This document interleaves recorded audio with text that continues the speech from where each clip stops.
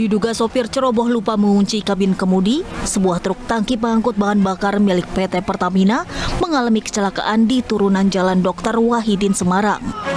Ketika melintas di jalan menurun, sopir kesulitan mengendalikan truk, sehingga menerobos lahan kosong dan menabrak bangunan di sisi jalan. Truk juga sempat menabrak ojek online yang sedang melintas, sehingga pengemudi ojek mengalami luka. Akibat kecelakaan ini, kernet truk tewas terjepit kabin truk, sementara sopir mengalami patah tulang.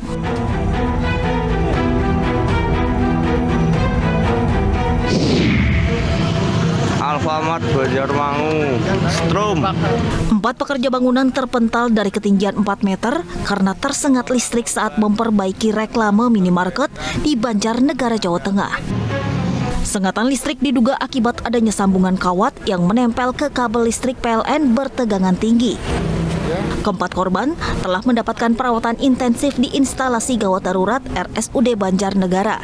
Para korban umumnya menderita luka bakar.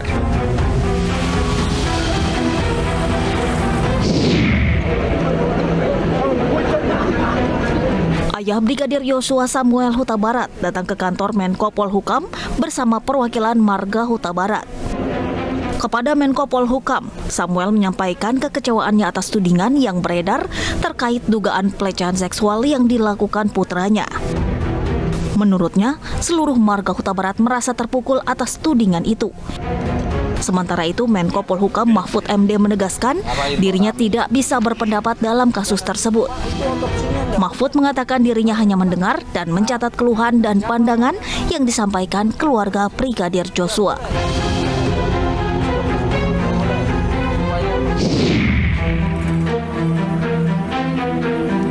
Petugas dari Direktorat Kriminal Khusus Polda Metro Jaya mendatangi kuburan ratusan karung beras bantuan sosial di kawasan Sukmajaya, Depok, Jawa Barat. Kuasa hukum perusahaan ekspedisi JNE dan pihak Kementerian Sosial juga hadir di lokasi. Polisi menyebut ada sekitar 3,4 ton beras yang dikubur. Sementara itu hingga kini sejumlah pihak masih dalam pemeriksaan.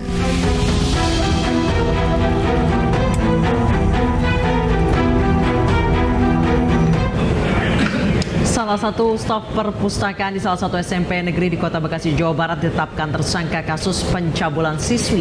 Tersangka diketahui mencabuli belasan siswi di bawah umur.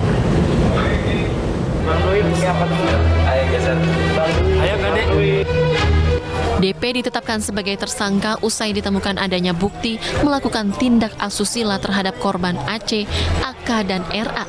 Para korban adalah anak di bawah umur. Berdasarkan hasil pemeriksaan, pelaku mengaku mengajak korban bertemu di apartemen di kawasan Bekasi Selatan untuk membicarakan buku. Namun, para korban malah dicabuli. Selain itu, pelaku kerap mengirimkan pesan genit dan stiker konten porno kepada korban sebagai bentuk rayuan. Tersangka juga terancam hukuman maksimal 15 tahun penjara. Ada 3 korban atas nama inisial AC, AK maupun RA, di mana masing-masing ini berumur 15 tahun yang kebetulan baru tamat dari SMP 6 tahun 2022 ini. Dari hal tersebut, kita bisa mengamankan tersangka, yaitu 1 orang tadi yang karyawan yang bekerja sebagai pegawai kontrak di perpustakaan SMP 6 Jati Bening, Pondok Gede. Bukan bicara, Mas. Saya takut di sini saya disangka pembelaan, Mas. Saya awalnya cuma iseng doang, Mas. Sebelumnya diketahui ratusan siswa dan siswi serta alumni SMP Negeri 6 Kota Bekasi melakukan aksi unjuk rasa di depan sekolah mereka. Mereka menuntut agar DP yang diduga melakukan pencabulan segera diamankan. Sebuah tiang listrik yang berada di kawasan Lembang, Bandung Barat roboh menimpa pengendara sepeda motor yang tengah melintas. Korban alami luka dan harus dirawat di rumah sakit. Para pedagang dan pengendara di kawasan Lembang, Bandung Barat dikejutkan dengan sebuah tiang listrik yang tiba-tiba roboh. Akibat robohnya tiang listrik, seorang pengemudi motor tertimpa saat sedang melintas. Pengendara motor yang terluka harus dirawat di rumah sakit, sedangkan motornya rusak akibat tertimpa tiang listrik. Petugas PLN langsung mengevakuasi tiang listrik yang roboh dan membetulkan jalur listrik. Jalur jalan ditutup sementara selama perbaikan berlangsung.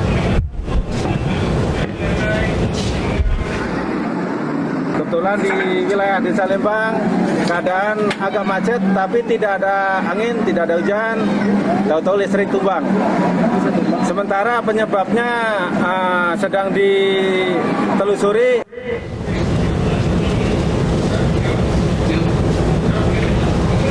Pemirsa, kita ke informasi berikutnya.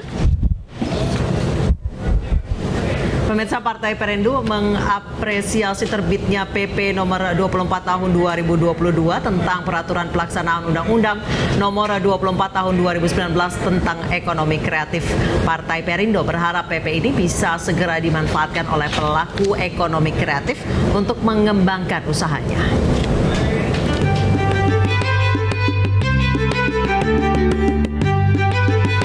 Sebagai partai yang dekat dengan masyarakat kecil dan pelaku UMKM, Partai Perindo siap mendukung pemerintah dalam menyukseskan PP nomor 24 tahun 2022 tentang peraturan pelaksanaan Undang-Undang nomor 24 tahun 2019 tentang ekonomi kreatif.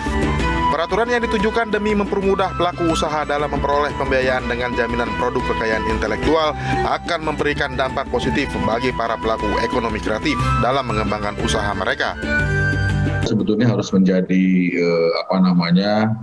hal yang disampaikan kepada halayak banyak. Meskipun sudah ada pemberitaannya, dia sudah berlaku, tentu dalam konteks sosialisasi kita harus terus bantu sehingga bisa menjangkau lebih luas lagi. Dalam undang-undang terkait dengan ekonomi kreatif. Jadi kami pun juga baru akan mendiskusikan hal ini dengan teman-teman di Parekraf dan kemudian akan melakukan koordinasi dengan OJK dan perbankan BI kemungkinan besar untuk mengambil langkah-langkah yang kedepannya supaya PP 24 ini bisa segera memberikan manfaat sebesar-besarnya kepada seluruh pelaku ekonomi kreatif. Partai Perindo siap memberikan pendampingan kepada para pelaku UMKM dan mensosialisasikan PP nomor 24 tahun 2022.